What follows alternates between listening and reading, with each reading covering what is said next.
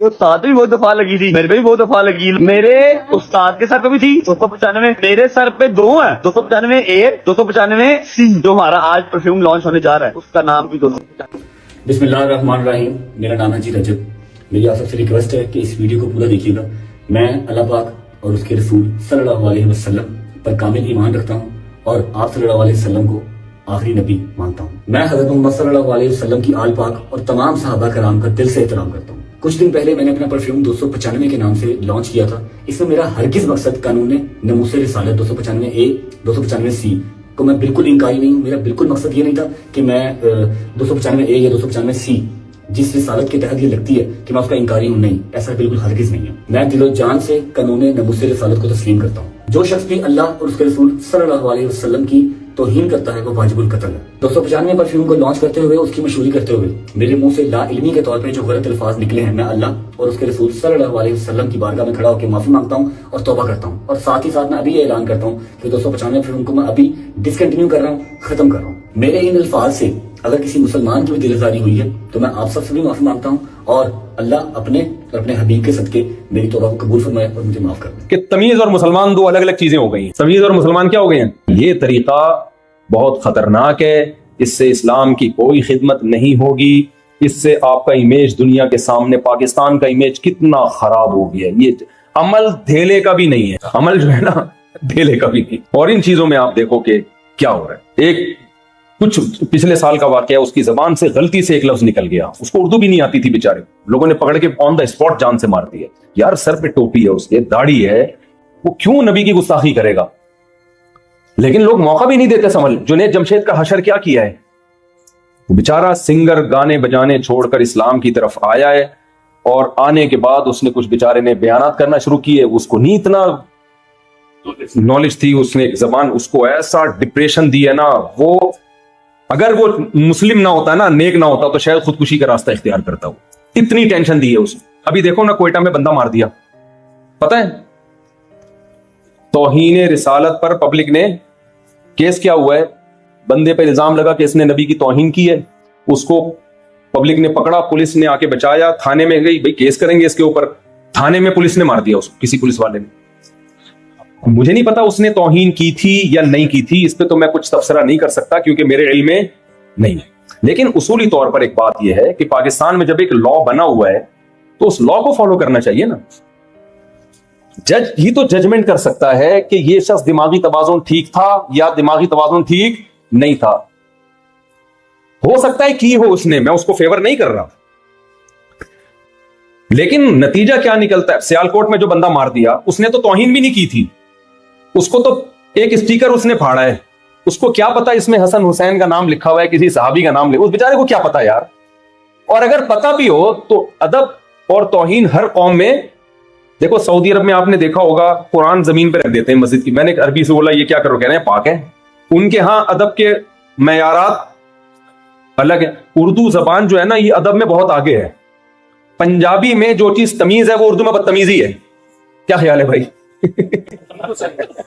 उनका पंजाबी में अगर बात कर रही हो ना बीवी शौहर से, खानदाब इस तरह से स्टाइल में, वसीम इस तरह बात कर रही हो शौहर का नाम लेके, कोई बात नहीं, मोहब्बत है, ये क्या समझे जाएगी?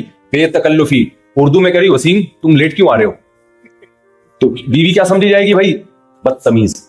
उर्दू में आप जनाब आइए, उर्दू में बहुत सारे स्टेप हैं। तभी तो कहता हूं उर्दू से रिश्ता जोड़ के रखो अल्लाह के बंदो। अपने बच्चों को इंग्लिश तो यहां खुद ही आ जाएगी, उर्दू नहीं। तमीज किस में मिलेगी आपको? तमीज के लिए उर्दू। शायर ने शेर कहा, मुझे पूरा शेर याद नहीं लेकिन उसका थोड़ा थोड़ा याद है, अल्लाह करे वजन सही निकल जाए उसका, कि वो कहा है ना कि पता नहीं पहला मसला याद नहीं आ रहा, मेरे बस में अगर होता तुझे उर्दू सिखा देता, कुछ इस तरह के शेर है उसका। किसी को पहला मिसरा याद हो तो बताए कि पता नहीं तमीज किसे कहते हैं, मोहब्बत किसे कहते हैं, तुझे बता देता, मेरे बस में अगर होता तुझे उर्दू सीख। यानी तमीज सिखाने के लिए सिर्फ उर्दू सिखाना ही काफी है। मैं एक जगह गया, कहीं मियाँ बीवी का झगड़ा था और एजेड थे दोनों मियाँ बीवी, खालिस उर्दू स्पीकिंग थे। मैं उनके यहाँ गया ना झगड़ा निपटाने के लिए, और बड़े इंडिया से उनका ताल्लुक था, शायद लखनऊ से होगा। लड़ कैसे रहे हैं मेरे सामने, मुफ्ती साहब देखिए, हम इनसे कह रहे हैं कि आप हमारा कुछ ख्याल किया करें, बच्चे बड़े बड़े हो गए हैं और अभी तक इनको इसकी तौफीक नहीं मिलती। हम घर में आते हैं, हमें ये चाय का नहीं पूछती, ये लड़ाई हो रही है। बेगम साहब आगे से कह रही हैं हम तो इनका ख्याल किए हैं, 20 दफा किए हैं, यही नहीं। मैंने कहा यार ये मुझे भी डांटो भाई, इतना मजा आ रहा है यार, मुझसे भी लड़ो। ये तो लड़ाई जबरदस्त, और पंजाब में ऐसी हो सकती है। तो मैंने एक दफा बयान किया ना, वो आप लोग दूसरी शादी ना करें, करना हो तो अपनी जिम्मेदारी पे करें। हमारे एक दोस्त ने क्या की, पंजाब में कहीं बेगम से झगड़ा हुआ, तो मैंने उनसे कहा, वो झगड़ा बहुत खतरनाक चल रहा था ना, बिल्कुल बहुत ही मसाइल खड़े हो गए थे उनके लिए। तो मैंने कहा कि भाई अच्छा वो हुकूक अदा कर रहे थे, बाज दफा गलती बीवी की तरफ से होती है, बाज दफा शोहर की तरफ से होती है। उनके केस में बीवी की तरफ से गलती थी। अच्छा ससुर बार बार इन्वॉल्व हो रहे थे इनके मामलात में। मैंने इनसे कहा, मैंने कहा अपने ससुर को बोलो ऐसी की तैसी, यानी क्यों हमारे मामलात में आ रहे हो, मेरी बीवी मेरा घर, तुम क्यों बीच में, सास थी या पता नहीं ससुर थे। कह रहे मुफ्ती साहब फैसलाबाद की पंजाबी में ऐसी की तैसी कुछ भी लफ्ज ही नहीं है ये। कोई भारी भरकम सी कोई चीज बताओ, समझ रहे हैं। कह रहे मैं अपने ससुर को बोलूंगा ना आपकी ऐसी की तैसी, आप क्यों हमारे मामलात में, वो थैंक यू, शुक्रिया आपका यार, आपने मुझे रिस्पेक्ट दी। कह रहे ये फैसलाबाद की पंजाबी है, इसमें ऐसी की तैसी कोई लफ्ज ही नहीं है। तो मैंने कहा मैं क्या क्या गालियां सिखाऊंगा आपको, ससुर भी तो है ना भाई।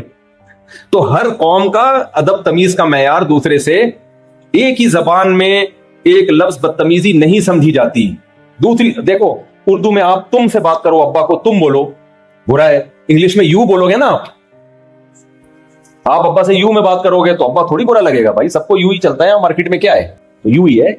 तो हर जबान का अदब का मैयार, उर्दू में बहुत ज्यादा अदब है ना, जैसे उर्दू में आप कहते हो कि लो, इसमें थोड़ी सी बदतमीजी है, उससे थोड़ा आप अदब ज्यादा डालना चाहते हो, लें, लें में क्या है, आप ये लें।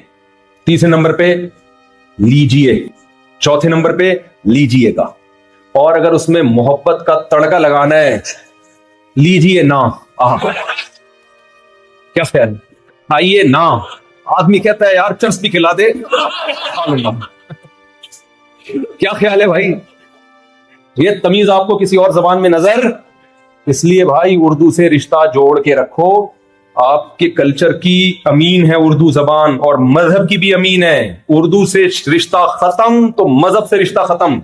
हाँ, वो सियालकोट का मैं सुना रहा था कि भाई हर कौम में बेअदबी का मैयार दूसरे से मुख्तलिफ। गोरों के यहां कोई स्टिकर फाड़ के जमीन पर डाल देना बेअदबी नहीं। मैं जर्मनी में गया हूं तो यहूदियों के घर के बाहर नीचे रोड पे उनके नाम लिखे हुए होते हैं, उस पे पांव भी आ रहे हैं।